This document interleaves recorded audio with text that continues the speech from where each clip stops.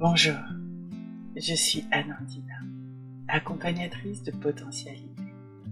Je suis énergéticienne, médium, canal, et je vous accompagne sur votre chemin personnel et spirituel, vers l'ouverture de votre propre potentialité. Je suis une facilitatrice sur ce passage vers la naissance de votre être profond et divin. Dans ce parcours riche et intense, j'avais à cœur de vous partager des clés sur ce chemin entre l'invisible et la matière, entre cette intériorité et l'ouverture du champ des possibles. Merci de votre écoute. Bonjour les étoiles. Alors j'ai préparé ce podcast en incluant encore pour moi ce temps d'intégration pour vous donner ces informations, ces conseils et quelques méthodes que je vais vous transmettre aujourd'hui. Aujourd'hui, j'avais envie de vous parler de comment vivre pleinement cette incarnation sans s'oublier. Dans ce chemin vers soi, il y a une étape importante, celle où l'on se rend compte que l'on s'est négligé, adapté à outrance, voire sacrifié, et que l'on s'oublie. Je vais donner un exemple concret, par exemple, pour faire ce podcast. J'avais vraiment envie de vous faire, par exemple, un podcast par semaine, voire un tous les 15 jours. Mais ça, c'est encore de la programmation. Ça, c'est encore le « il faut ». C'est encore la matrice. C'est encore suivre des tendances. Si on est à l'écoute de soi, on va sentir l'impulsion. Ensuite, il faut laisser le temps d'intégrer, d'infuser tout cela en nous. Et même si quand j'ai commencé à canaliser pour ce podcast en demandant aux énergies ce qui était le plus important, j'ai eu déjà de nombreuses informations, mais je sentais qu'il y avait quelque chose qui manquait. Et il fallait que je passe par moi une expérience pour que ça soit, je pourrais dire, un peu plus complet, et peut-être que vous le sentirez dans l'énergie, mais plus vécu. Alors pourtant, j'ai déjà vécu de nombreuses choses, mais peut-être que pour ce podcast, encore plus, et pour moi-même aussi, il fallait que je vive encore une autre expérience.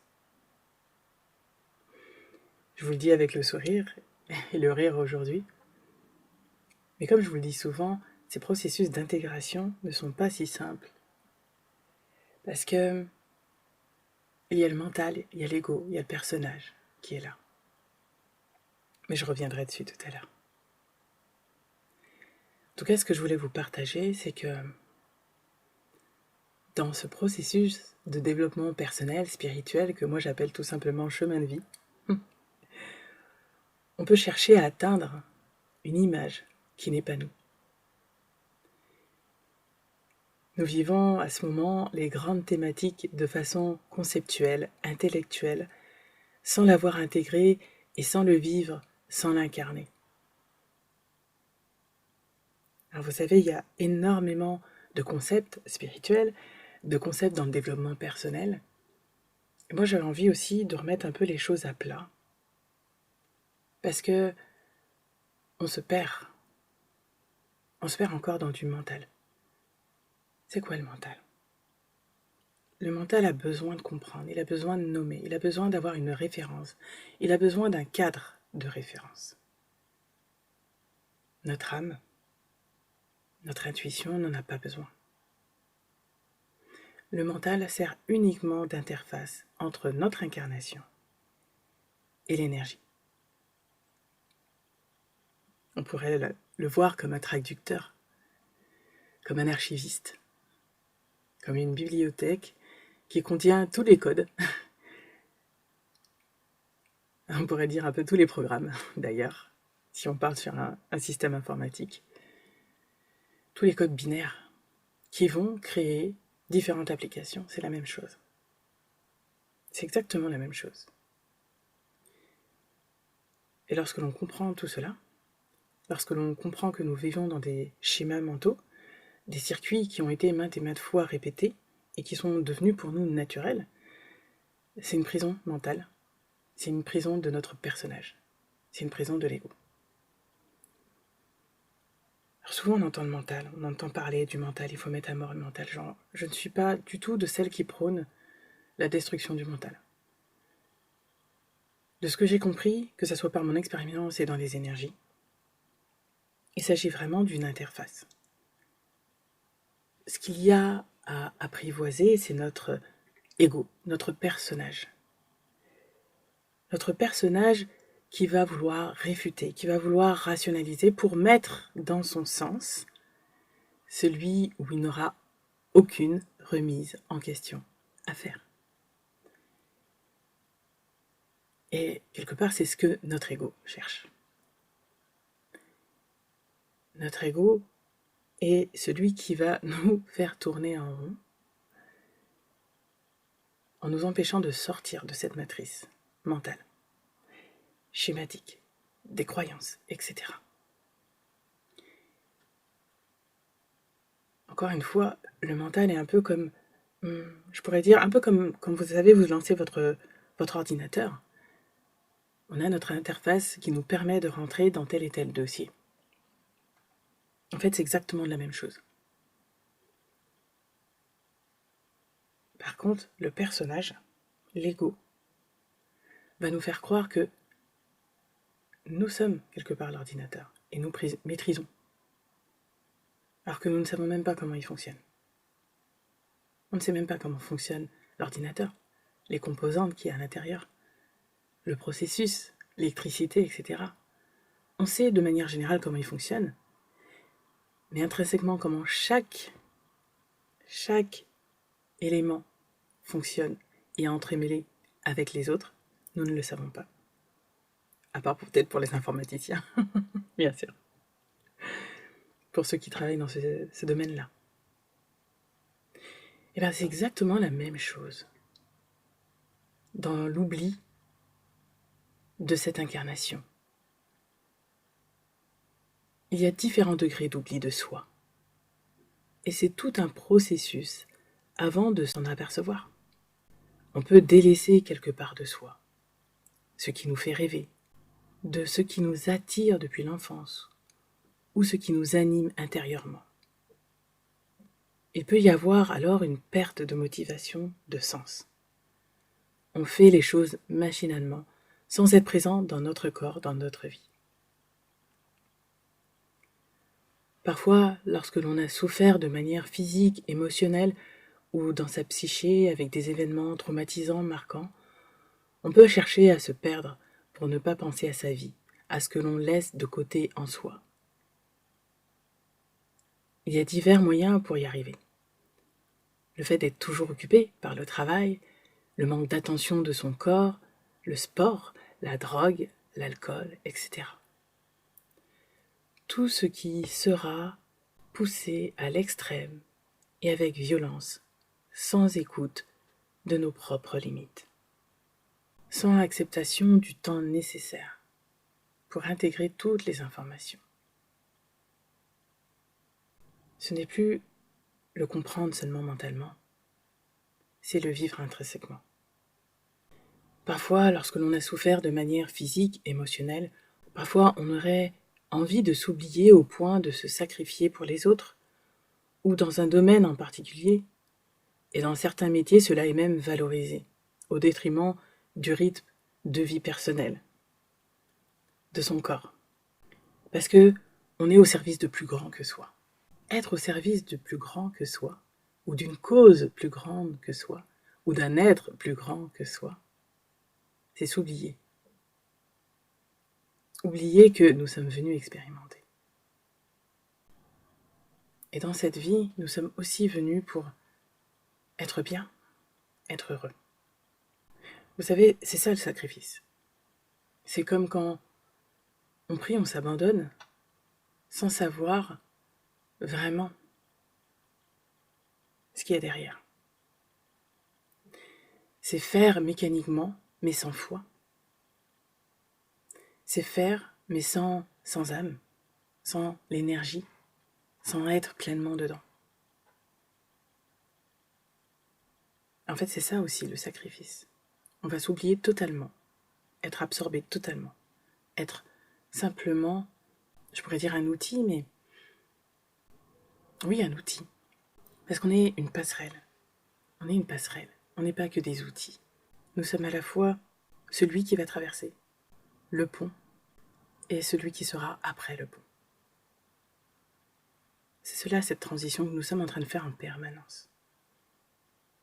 Et c'est pour ça que je vous le répète et que je vous retransmets à chaque fois. C'est pour ça qu'il n'y a pas de vitesse. Acceptez que simplement nous sommes en train de vivre les expériences qui sont bonnes pour nous. En laissant de côté l'ego qui va râler, qui va vouloir comprendre, qui va vouloir rabaisser, dévaloriser ce que l'autre dit.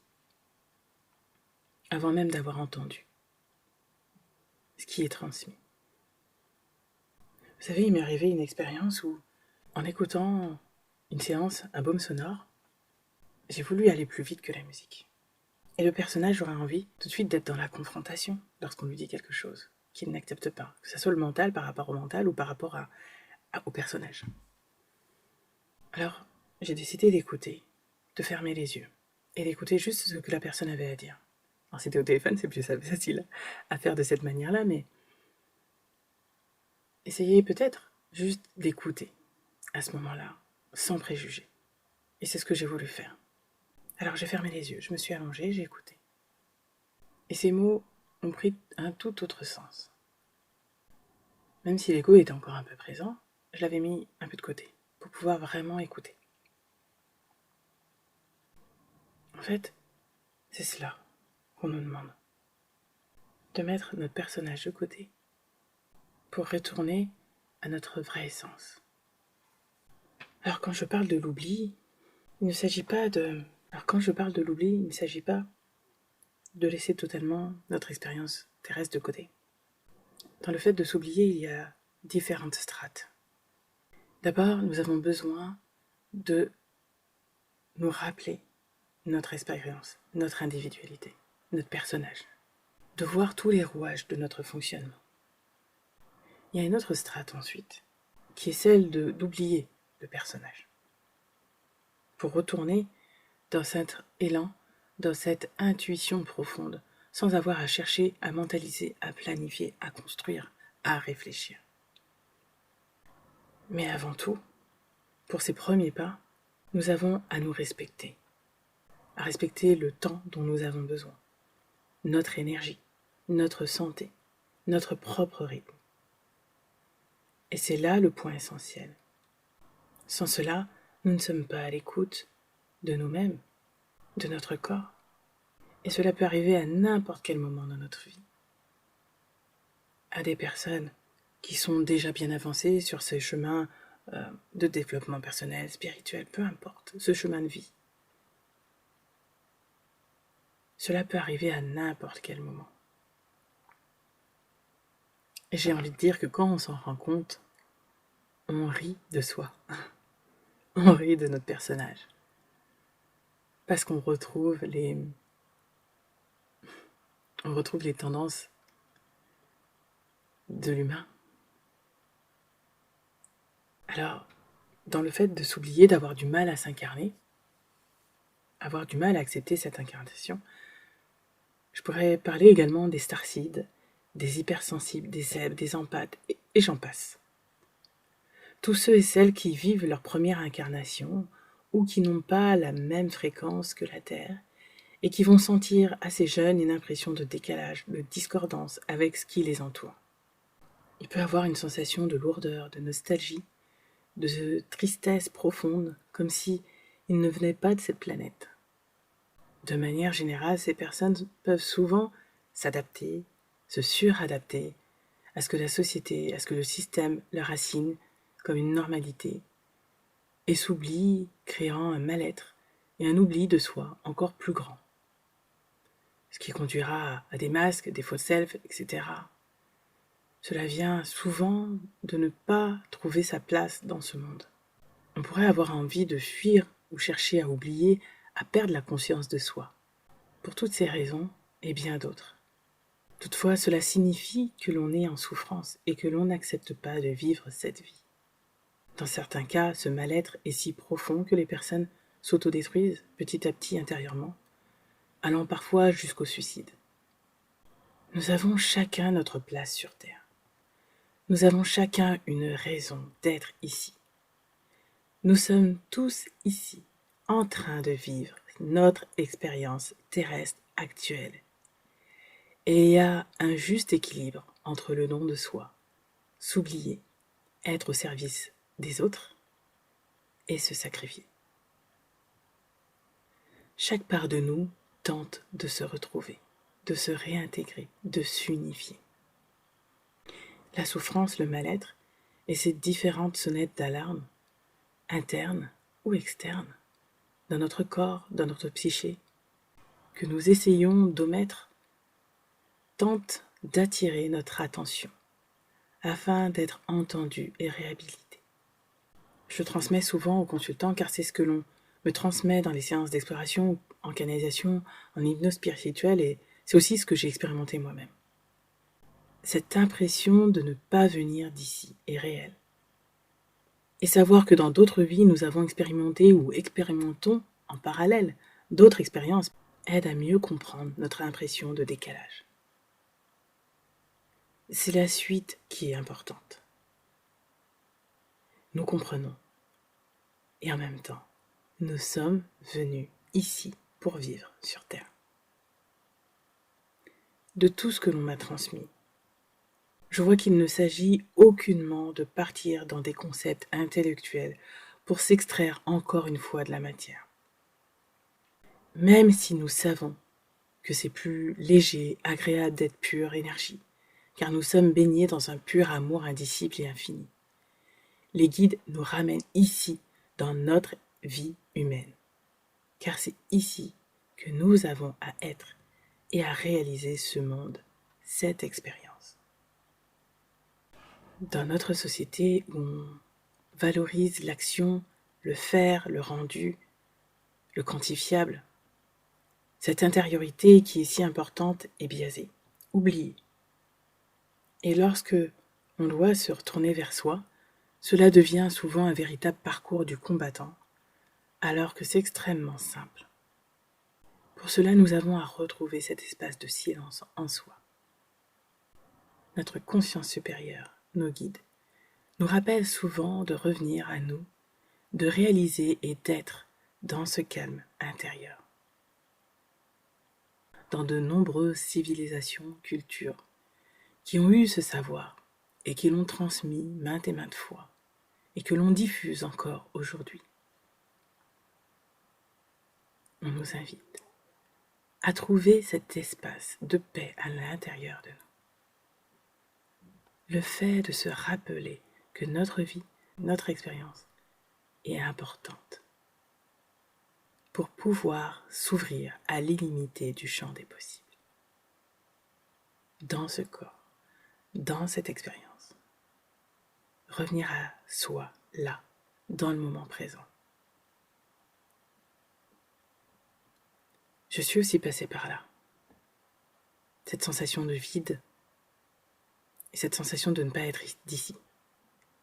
De trouver ce monde parfois incohérent sur certaines façons de procéder ou de faire. On a besoin de voir, d'observer, de comprendre le système dans lequel on vit. C'est normal. C'est un mécanisme de survie et intellectuel. Ensuite, on ne se laisse plus déporter vers l'extérieur en permanence, car l'on comprend notre fonctionnement. À partir du moment où l'on se recentre sur soi, ses perceptions physiques et subtiles, lorsque l'on ose regarder à l'intérieur de soi ce vide, cette angoisse, parce que pour certains cela peut être une angoisse, comme s'il manquait un élément à l'intérieur de soi, car au fond, on sait que l'on a à se retrouver, à s'ouvrir vers notre véritable essence, qui fait sens dans ces expériences. Cette essence nous ramène à l'amour universel, qui ramène à nous aimer ensuite profondément, de plus en plus. Et cela demande du temps. Il est même possible que pour de nombreuses expériences de vie ici, la principale leçon soit de s'aimer tout simplement. Aimer ce que l'on pense des faiblesses ou des parts qui se manifestent en nous et que l'on pense impossible d'être digne d'amour. Alors que cela soit la colère, la frustration, la jalousie, l'envie, et peut-être que c'est se regarder simplement et accepter d'être dans cet état-là. Et ok, j'accepte. Et on va aller voir ce qui se produit, ce qui produit ces émotions, ces sentiments, ces pensées. Tout cela en nous. Parfois, il y a juste à laisser passer un temps comme des énergies qui ont besoin de se décharger. Et on accueille, on pleure, on rit, on crie et on laisse passer. Ce manque d'amour pour soi, de patience envers soi, nous touche à différentes strates. Et le fait de s'oublier et de chercher à combler ce vide par l'extérieur est pour être tout à fait juste. Il faut aller plonger dans ce vide intérieur, qui n'est pas vide. Et c'est là que l'on voit les parts de nous, que nous n'avons pas voulu voir, ni entendre, qui ont besoin d'être accueillis. Et leur donner de l'amour. Tout cela nous permet d'être dans un amour de plus en plus complet, afin de partager cet amour à soi, et ensuite vers l'autre. Quand nous sommes justes pour nous-mêmes, en respectant nos propres besoins, nos propres failles, alors nous sommes dans une plus grande harmonie. Sans cela, énergétiquement, nous sommes comme un vase percé qui ne sera jamais rempli. Et nous tentons de le remplir de toutes les manières possibles. Que cela soit par des objets matériels, par une plus grande connaissance, par le fait d'emmagasiner encore et encore des concepts, des collections. Parfois, il est possible que cet amour, on ait envie aussi de le transmettre à l'autre. Et il est possible que l'autre ne soit pas en capacité de l'accepter et de l'accueillir, pour la même raison que nous avons eu à accepter cela nous-mêmes, et que nous voyons le chemin qu'il a été nécessaire de passer, toutes ces étapes, pour nous accepter et nous accueillir. C'est un équilibre entre soi et l'autre. Cela passe par cette intériorisation pour le trouver. Il y a un moment nécessaire où l'on doit s'occuper de soi dans cette vie, dans cette expérience, et on a besoin de silence intérieur pour s'entendre, pour savoir ce que l'on souhaite profondément, puis de l'exprimer, et ensuite de faire. Et encore, quand je dis faire, il y a très peu de choses à faire, parce que c'est instinctif, c'est intuitif, c'est un élan. Cela se passe de la même manière pour les énergies plus basses en vibration, qui ont oublié, qui se sont oubliés, et qui ont besoin d'énergie, qui ont besoin d'attention et d'amour. L'autre est un miroir. Rappelez-vous que les autres nous font travailler. Nous nous faisons travailler mutuellement, jusqu'à ce que l'on comprenne, jusqu'à ce que l'on intègre cette sensation de vide qui est remplie d'amour. Alors c'est nous que nous acceptons. C'est le plus essentiel apprentissage que nous sommes venus intégrer sur Terre. Et cela comprend cet amour, en cette confiance, en cette foi intérieure, en qui nous sommes intrinsèquement, en cette essence divine et en la merveilleuse orchestration de l'univers. Au moment où l'on l'intègre, nous l'incarnons en revenant humblement vers soi. Et nous acceptons de voir à l'intérieur de nous, à l'intérieur de soi.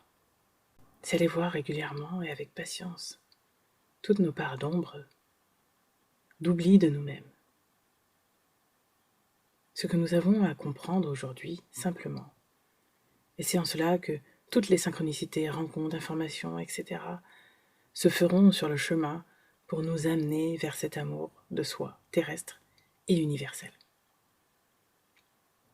C'est aussi cela, apprendre à se pardonner, accepter que l'on n'avait pas encore tous les outils, les compréhensions, la conscience nécessaires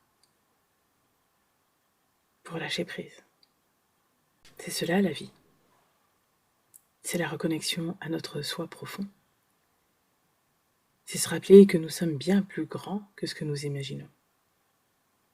Qu'il y a bien plus sur Terre et dans l'univers. Nous revenons ici sur notre expérience terrestre et nous nous affinons dans la sagesse et l'exploration de notre être intérieur divin et terrestre. Les deux. Car nous sommes un tout. Pour moi, la spiritualité, c'est simplement un retour vers soi. Et l'amour, c'est un long chemin qui demande de la patience, de la douceur, de la bienveillance envers soi. Pour l'univers, la source, absolument tout a accès à cet amour universel. Il n'existe ni bien ni mal. C'est plus comme une symphonie qui s'ajuste, qui s'accorde. On pourrait dire pour créer la plus belle des musiques. À partir du moment où on est dans l'amour et l'écoute de soi sincère, on est à l'écoute de nos propres limites terrestres, de nos besoins, de ce que l'on souhaite. Il n'y a pas de calcul, il n'y a pas besoin de réfléchir. On est dans l'élan, on est dans la congruence avec soi. On le sent, on le sait. Je vous propose une méthode pour vous aider à vous entendre vous-même un peu plus facilement et à être plus en adéquation avec ce que vous ressentez. Installez-vous dans un endroit calme, un espace pour vous, et fermez les yeux. Prenez le temps de respirer, de sentir votre corps, votre position, de sentir les sensations des vêtements sur votre corps, la température de la pièce ou à l'extérieur. Ressentez tous les points de contact avec votre support. Le sol, le canapé, le lit, le fauteuil, une chaise. Ressentez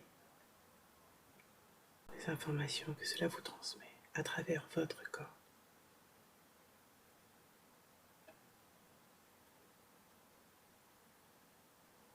Maintenant, imaginez que vous rentrez plus à l'intérieur de vous-même.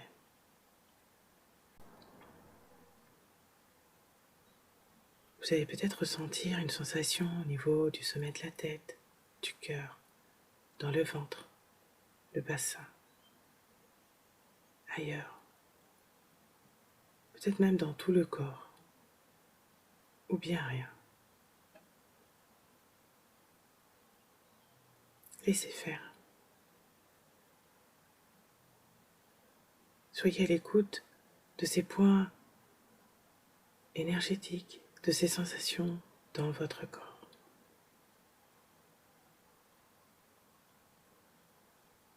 Chacun le ressentira différemment.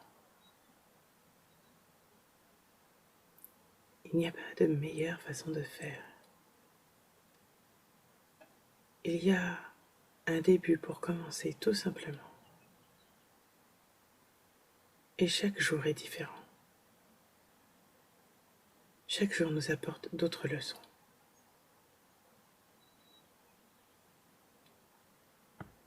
Alors écoutez ce qui est porté là dans votre corps physique ou de manière subtile. Acceptez là d'être à l'écoute de votre intériorité.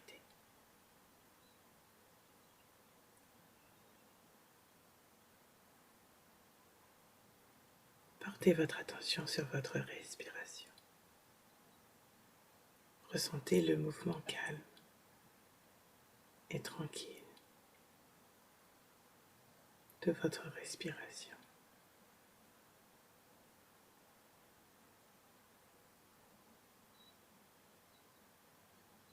Elle vous détend.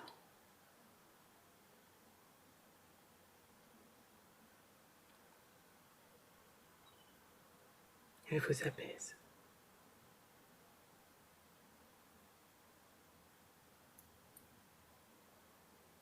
Vous allez sentir un moment où il n'y a rien. Le point de neutralité. Maintenant, visualisez une scène que vous avez vécue, qui a été impactant pour vous, un moment où vous n'étiez pas à l'aise. Posez l'attention sur un élément, une situation qui a été marquante pour vous à ce moment-là. La réaction d'une personne, votre propre réaction, ce qui vous a ému au moment où vous avez vécu cette situation. L'écoute de vos réactions corporelles, les mimiques, les crispations. Sentez là où c'est plus ou moins détendu. Ressentez les sensations, les émotions et peut-être les pensées qui arrivent à ce moment-là. Accueillez tout ce qui se présente.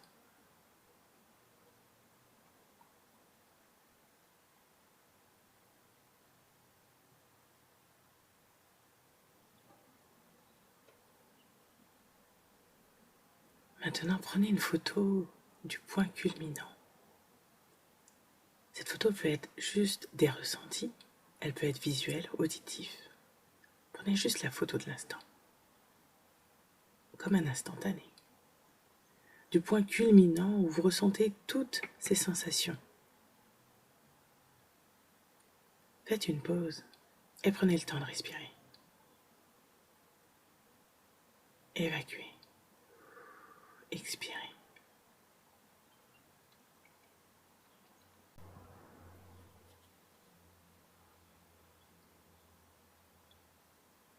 Maintenant, ressentez, visualisez un moment où vous étiez particulièrement heureux. Un moment de joie, de bonheur intense pour vous.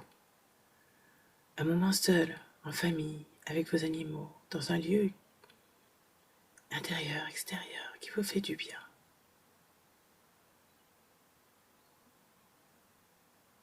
Un moment où vous êtes vraiment heureux, heureuse. Prenez le temps de respirer et de ressentir les sensations physiques, les émotions, l'état d'esprit dans lequel vous êtes.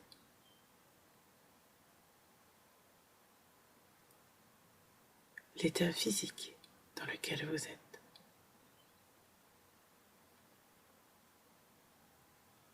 Est-ce que vous sentez une ouverture, plus de joie, de légèreté, d'insouciance, de liberté? Peut-être une envie de rire, une envie de vous amuser, un bien-être général.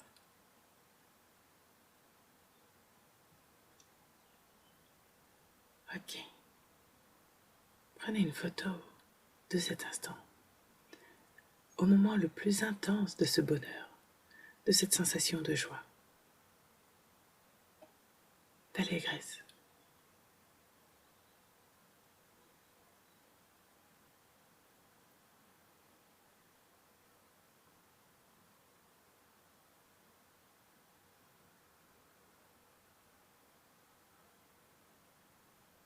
Ensuite, prenez le temps de revenir vers vous, là, dans le moment actuel.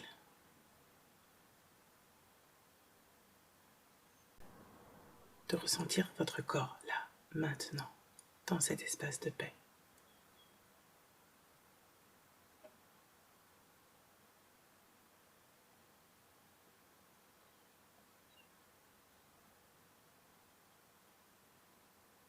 Un espace de sérénité, où vous êtes simplement bien.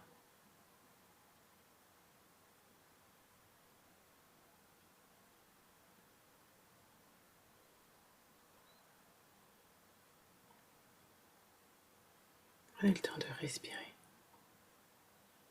et ouvrez les yeux quand vous en sentirez l'appel.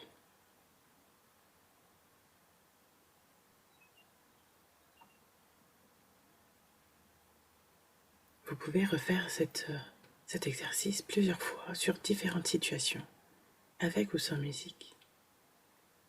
Et petit à petit, vous allez vous rendre compte de ce qu'il convient ou non pour vous. Mettre de plus en plus facilement des mots, comprendre, nommer vos émotions.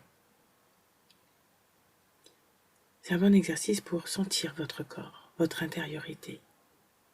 Définir avec des mots ce qui se passe à l'intérieur de vous, vos besoins.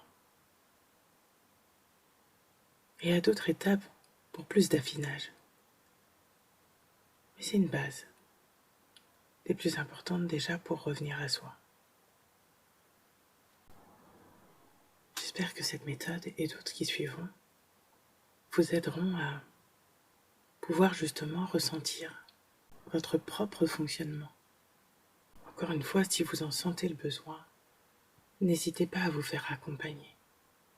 Parce que certaines étapes, certains moments sont parfois un peu plus délicats et demandent un peu plus de soutien. Je vous remercie pour votre écoute et je vous dis à bientôt.